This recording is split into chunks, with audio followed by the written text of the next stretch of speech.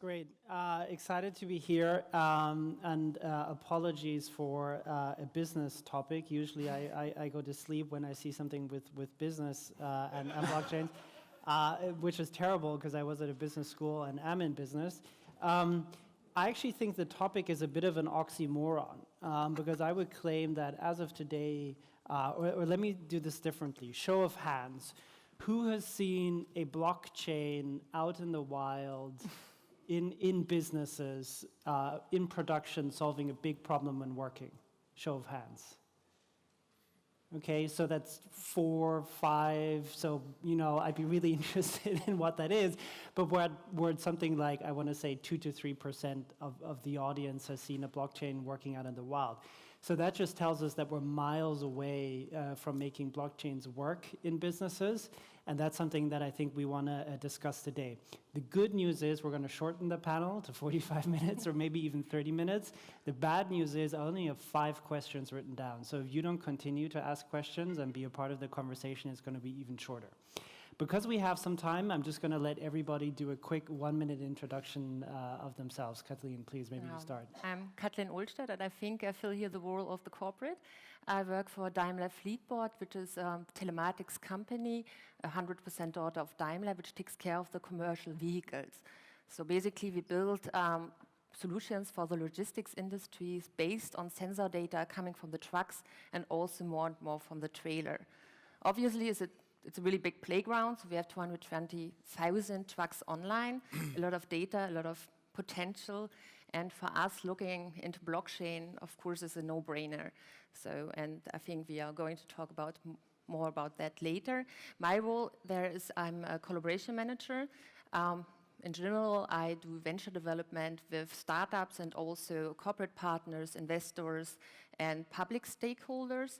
But yeah, in the context of blockchain, I think now there's a really huge passion and excitement about building blockchain ecosystems because it's really like a green field, but something we are really interested in.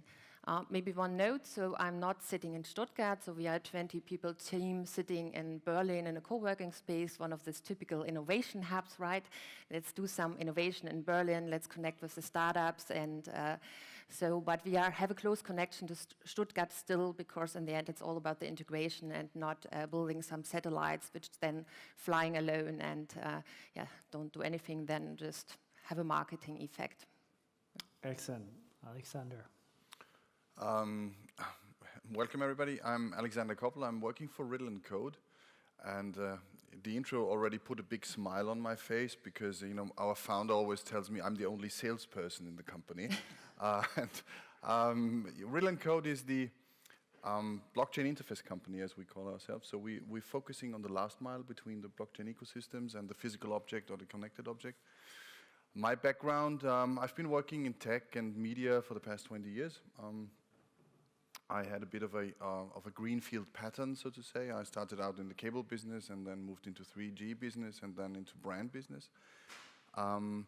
And because, as we heard this morning in one of the keynotes, that lifelong learning is not part of a corporate career, at some point I chose then to get back to lifelong learning, and I met Tom, the founder of RIDDLE & Code, so exciting to be here. And sometimes I feel like 1996, when I finally understood that TCP, IP, and OSI can also be translated into business. So glad to be part of the panel today and representing the business. Great. Katarina? I am presenting on the one side business, but on the other side the education part. My name is Katarina. I'm a professor at the University HTW, and I'm the program director for the industrial engineering program we're running.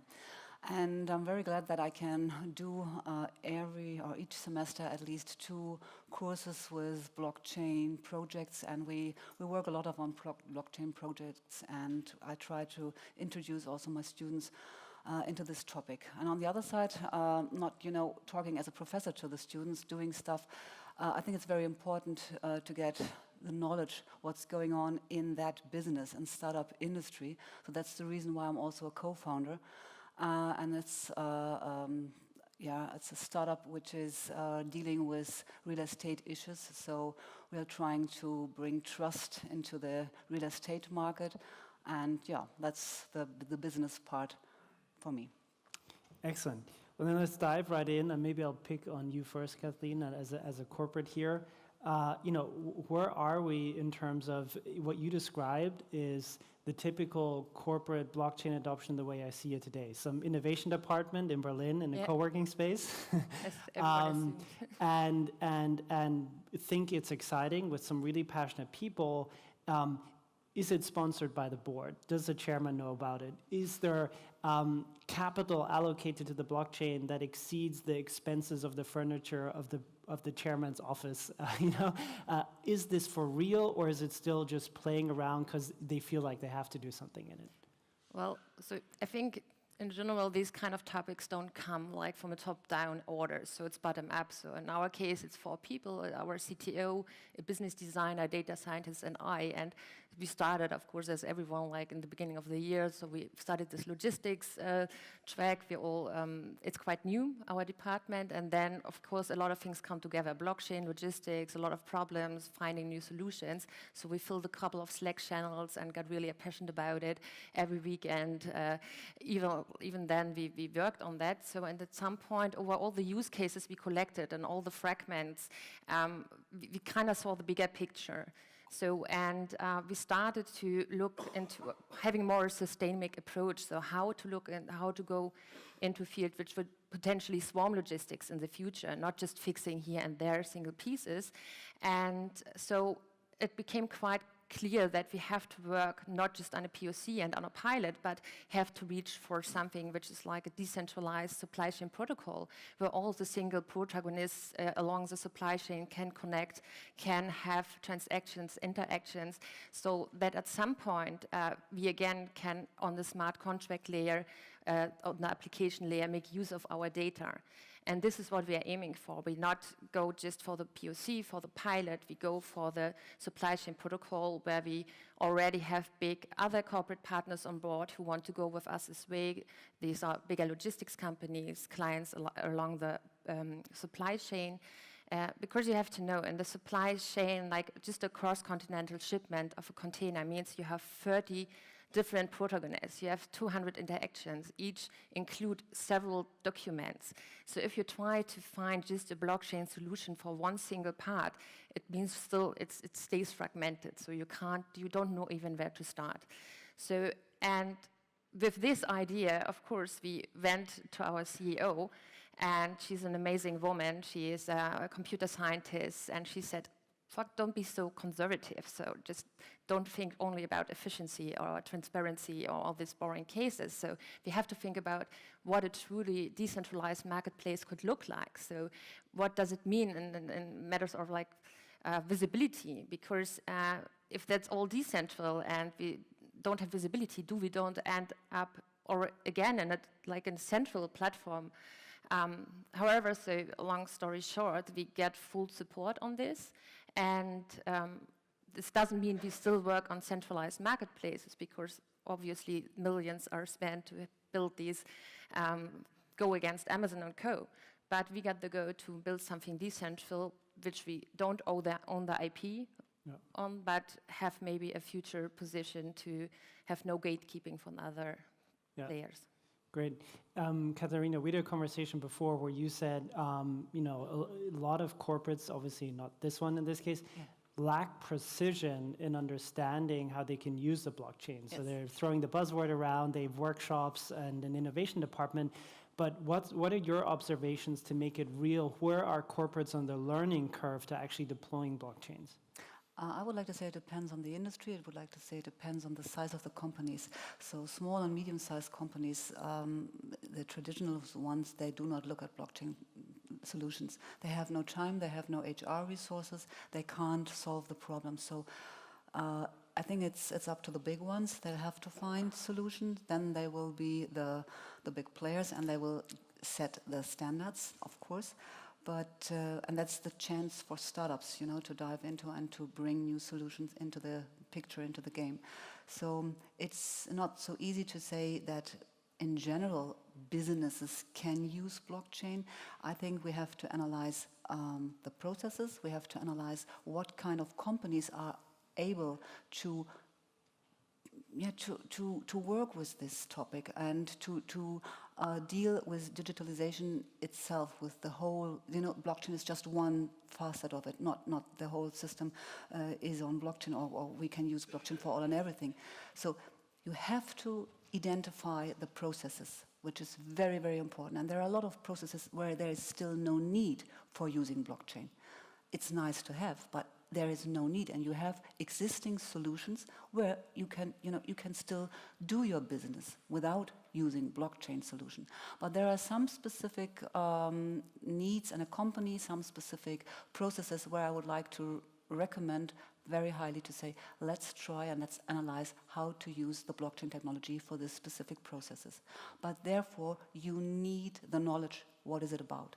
And you need to have enough HR resources and education again in the game, that you know what you're talking about, and does it really make sense to implement blockchain in these processes. Great. Alexander, so you're in the trenches, in the field of reality. You said you're the company's salesperson, probably makes you one of the few blockchain salespeople in the world. What's the argument that gets your customers to be like, oh, okay, now I get it. Oh, now I'll use it. Of course. What is it? Is it supply chain management? Is it other kind of things? What's the no-brainer beyond the buzzwords? I think there is no general answer to that. We've been discussing that, the team's been discussing that yesterday. I mean, you meet a lot of companies, you meet a lot of people, right? Okay, and as usual, there's people and they have interests and there's missions the companies are on and there's competition they're on. I think in general, I totally agree with you. It's something, we don't do blockchain for the sake of blockchain, right? So we do blockchain because it makes more sense, full stop. And I can only say that for the past 6 months, what we've been doing, we've been focusing on companies who identified for themselves the need for such technology. So, quite frankly, if a conversation starts with, we don't know if we want to do blockchain, that's the end of our conversation, because we're not in the process of education. We are a solution partner. We are a partner to corporates, large corporations who want to solve a very specific topic. So you're back to square one of innovation marketing. You need to identify the need, and you need to prepare yourself to be able to communicate to a completely different organization, which has a total different culture, and sometimes is also in the process of establishing an idea of what to do with this technology. And that means, at least for us, for Riddle & Code, we've been really, really busy the past 6 months in trying to be as professional as required by the corporate partner to be able to partner with us. Because sometimes we just look at the corporates and think the corporates are they have no ability to make decisions, and it's so difficult because they have so long processes. But at the end of the day, it starts with yourself and with your own organization and the reliability you represent to your business partner and the risk he's taking when he's partnering with you. And there's a whole package of risks associated with partnering with a startup, which is not a financial risk, by the way. It's I think where we are now, if you look at where the industry is heading, I think now, agree, they understand a lot more where it makes sense and where it does not make sense. We've also passed the ICO boom, and now we all understand what that means. And I think now you see a clear focus in the year 2018 for first commercial deployments. So what are they? Without naming names, what are corporates actually doing? Well, first of all, I think corporates are focusing on their pain points always. Okay, so if there's a great opportunity and the blue ocean ahead of you in 10 years, it's fantastic for the CEO and the shareholders to talk about. But actually, the people you talk to, they focus on their pain points. So you need to be able to to solve their pain points. Pain points these days are 95% sort of connected, or at least there is a sort of an interdependency with their market status and their go-to-market strategies. So what we're doing is we're focusing on companies who want to launch business and products which require blockchain infrastructure. Because that's the promise they give to their end consumer or to their business-to-business consumers. And that's a very niche market, to be honest. And it's something which you only find in innovation and tech space anyway. So you're limited to a very small number of players. But they are very effective. And to give you an answer, it's the whole electronic car industry, charging, energy, banking, supply chain. That's really something I can tell you. In 2018, you will see the first commercial deployments. Kathleen, if you look at your use case, you bumped into this really interesting thing where you said, well, to make this really work, maybe there'll be a re-centralization to enable discovery and other kind of things, and maybe that's the future role of corporates, to centralize somewhat. But then again, we don't really want that, and so you're working on something that is completely open source, you don't control, but then what's the point of this ex-corporate organism? What is it doing in this new network? So how do corporates survive in a decentralized world, and what kind of role do they need to morph in to exist? Okay, of course, we broke our head on that. So we had, before we were pitching in front of our CEO, so, okay, what is a business goal in the end? We just can't go there and say, okay, let's decentralize everything, and then eventually we will be the first who, then of course you have analogies with the guy who built the first website in the internet, so maybe that's a business opportunity which will arise for us, like being the first to discover the first business opportunities. And I think we're still a bit at this status. Of course, we have some ideas of if we provide the data, then of course you can somehow monetize the data, but this is also boring and not really the long shot I guess Daimler is aiming for. But in the end, of course, if you have this infrastructure, if you get out of this super fragmented market, which we also right now can't innovate. So if we bring a solution there, if the whole market is broken based on price competition and everything is pen and paper, so we don't have a business anyway right now. So it's also a bit of a survival discussion we have. So first of all, let's have group therapy for the whole broken logistics market. Then let's see if we have so many opportunities, AI, implementations, and so on. Looking into swarm logistics in the future, there might arise something, but we can't answer right now clearly. So this will be the future business model. So.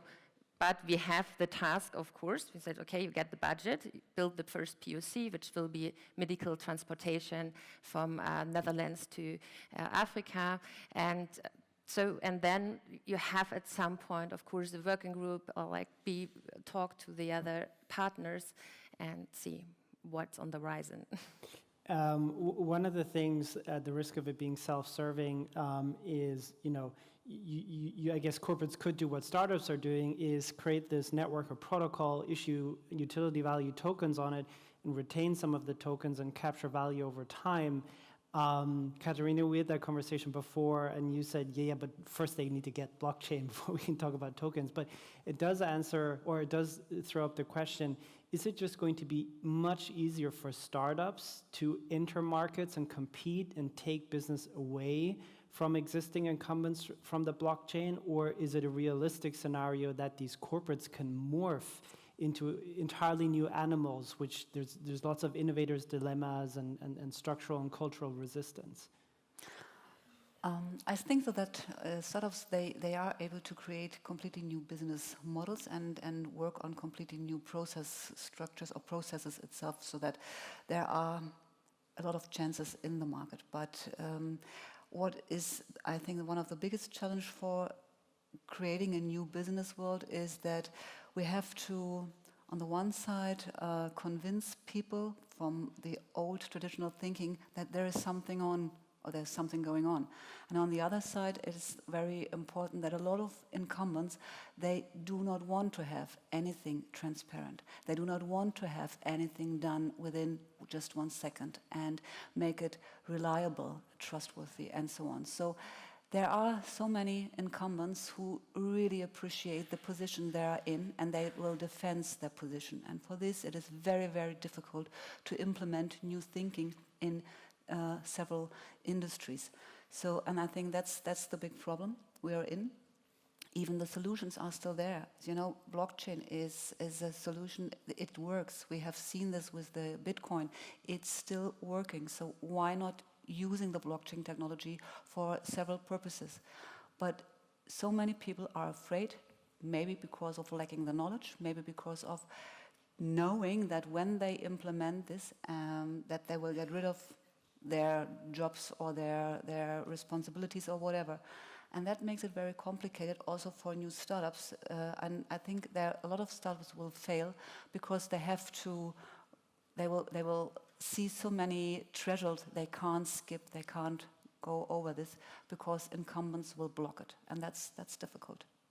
At the risk of getting lynched by this crowd, you know, most blockchain technologies today are not great, in the sense that they're not very scalable, they're slow, there's lots of political, directional things that throw up reliability questions for corporates.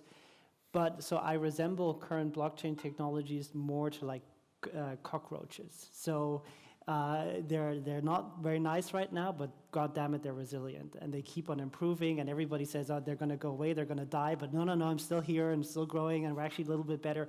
And then if you connect the dots, you just see this thing that just won't stop, and it just keeps on improving, and it's resilient, and you can try and fight it, but it's just, you know, it'll survive, and you know, survive maybe a nuclear blast like cockroaches.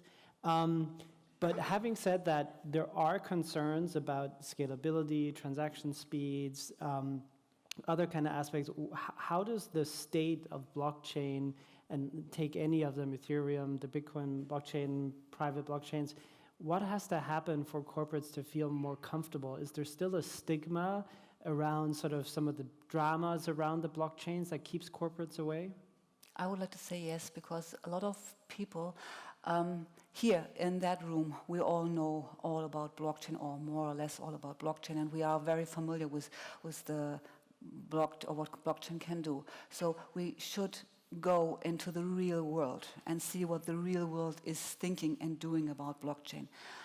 A lot of people connect this to, excuse my speech, sex and drugs and rock and roll, because it's Bitcoin, it's darknet, and it's crime behind this. So for this is what people often connect to, and we know more about this. So I think it's our task to be like an ambassador, to say technology can help you so much in so many ways. And we heard about this morning with the keynote speech, that there are so many things what we can do about education, and to help people to get the understanding of what can, let me say, technology can help us in our future. That is a very important thing.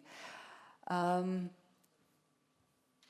for this, when you talk to normal people, you will very often hear that they can't get it. Maybe it's too much, it's too overwhelming, I don't know, but they think that when they can use Excel, well, they're digitized. Well, that's it. So why should we do more? Yeah, I get it. Alexander, what are you hearing? You're talking to these people. Do they know what Ethereum is? They know what blockchain is? Do they know what Ethereum is already? Or Can I just add to this? Yes, please. I think the blockchain community has done a phenomenal job the past years, because it has created a counterculture. And for any brand in the world, and I've been working with brands the past 20 years, who is rooted into any brand which is rooted into a counterculture, there's a long, bright future in front of you, right? Apple was complete counterculture, just to name the most successful company and brand in the world. And I think what happens if you meet people these days is quite the opposite. At least, in the companies we meet, it looks like in their eyes they go like, "Wow, these are those guys who do these secret things," and they are in the midst of this enormous and phenomenal development. And to be honest with you, we let that sink all the time for 10 minutes, right? So, and I think. It's not different than any innovation marketing is, right? So you have to cope with a sort of misinterpretation of the reality. If you want a misperception of the position or what it can do and what it can't do, and it is on you to drive expectation and towards the right point.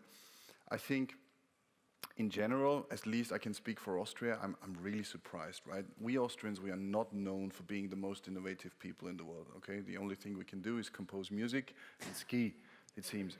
But the past years, well, and do Red Bull, but the past years, it's been, there's been, I think, a real ecosystem growing. So it's interesting to see, also how politicians grab this innovation, right? And, now startups are done. It seems like blockchain is the next big thing. At least that's what I sometimes feel. So it's also a bit of a, how can you add to the corporate, right? How can you add to the corporate in terms of positioning, product development, marketing? Also sometimes it's, it's an investor and, shareholder story you want to tell. So there's plenty of things. Back to business, to be honest. I think when it comes to business, it's as usual. You have to, you have to commit, you have to deliver, and this is what corporates expect. What I see is that we are starting now to talk to not only corporates, but also to smaller players, which is really interesting when they're privately held, because then you can talk to the decision maker. Typically, the entrepreneur is a lot faster and smarter in making decisions, with all respect to corporates. And if you speak the right language and you're willing to commit to the right risk portfolio, then I think there is real business in 2018. And to be honest with you, also thank you for BigchainDB for having us. We really are relying on partners like BigchainDB to be able to make business. And I think that needs to be mentioned that this is an ecosystem. It's not a single play. But may I intervene at Sure. this stage? You said at the beginning that you're connected to people of the tech industry somehow, something. And I'm more in the real estate industry, and you might know that this is a very, very conservative industry.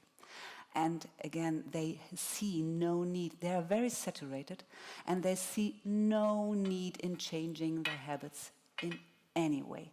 So to convince them and to talk to them and to make them aware that, oh, you can use digitalization, you can use AI, or you can use, for instance, blockchain and solution and so on.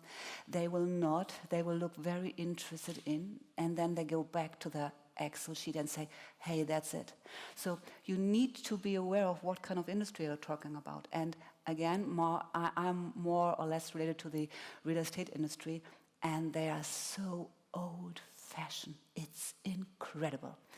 And for this, just as an example, I went last week to a company and they asked me, well, we heard about blockchain. Well, we would like to have a solution. And this is what we're thinking about. Okay, sounds like a good idea. So let's start to talk about what kind of system you'll have, how should it be implemented in your processes. We don't know, we want to have a blockchain solution. So that's the industry. They just heard the buzzword. They just want to use this somehow as a fig leaf. We are so innovative. Yes, we know how to use the buzzword blockchain, for instance, and then that's it. So I only can talk from my experience I made, and especially in the real estate industry, which is, sorry for this, because I worked very, very long in that industry. They are far away from knowing what's going on. And it will take a long time to make clear that the future is, it's not somewhere on the outside, it's still here. And if you don't care about this, they will overrun you. But sorry for that industry, they haven't got a clue about that, unfortunately. I think one of the biggest issues is that they were just told it's all about lean startup, agile methods, design thinking, all customer-centric. You said that before. And now we have to have a systemic approach, which is like this really long-term vision. You have to do collaboration. So before getting through a joint venture agreement in a corporate, it took ages. So these are like really new concepts for them to look into. But I think that's a beauty in consortium model or consortium model. So just 2-3 start, and the rest will come on board. Even later, that doesn't matter. They don't have to understand what blockchain is. They just have to understand, okay, that's really helping us. So that's, of course, in the first step, it will be optimized processes. It will save costs. It will digitize processes it never could do because there are all the other partners which have to play along. So for us, it's just, okay, let's do it. Let's get the first 2-3 partners. Let's not talk about blockchain or something. Let's just have a common approach to make the market healthy. And Just this start. is just start. And you find in every corporate, I worked before for Axel Springer, and so you have these people within the corporates who understand that, who go to the meetups, and you just have to find them. You don't have to convince everyone. So, and those will help you, and said, okay, yeah, well, we are not really used to contribute lines of code, but, well, if you do that, we will support you. And these kind of people you have to find. And that's also then, if you have this consortia, like with the startups, you have a better way to cooperate, so, and it will solve so many issues.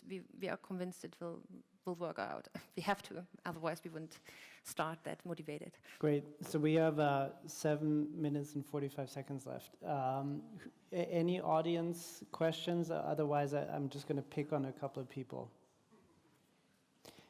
Yep.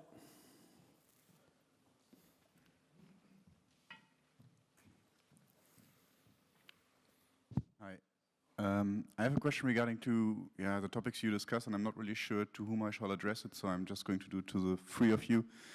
You were saying that it's very difficult to convince companies to look into blockchain and to implement it and whatsoever. So what are your arguments when you talk to business partners to really justify that this technology is actually better as current legacy solutions?